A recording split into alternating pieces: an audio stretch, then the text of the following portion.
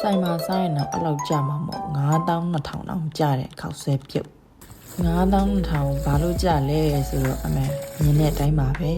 ကျမခောက်ဆွဲပြုတ်ဆိုရင်အဲ့လိုမျိုးစုံစင်းတဲ့ပါထည့်ပြီးတော့ပြုတ်စားရတာစိတ်တဲ့အတွက်မိုးရော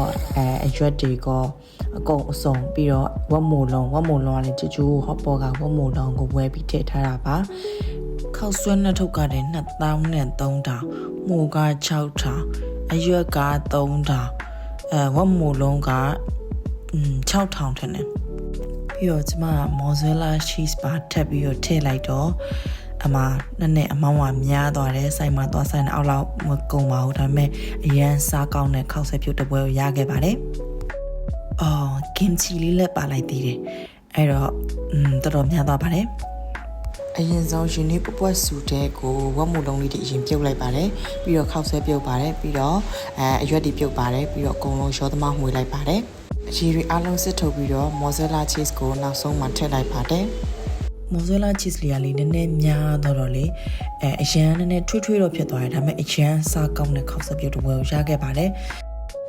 မေးလို့ကျမကင်ချီလေးလည်းထည့်လိုက်ပါတယ်ပြီးတော့ကျဥပြုတ်တစ်လုံးမှထည့်လိုက်ပါတယ်ခောက်ဆွဲပြုတ်နဲ့အလိုက်ဖက်ဆုံးကတော့ကိုကာကိုလာဖြစ်ပါတယ်အဲ့တော့ကျမရဲ့ခောက်ဆွဲပြုတ်ကအလောက်ကျသွားပါတယ်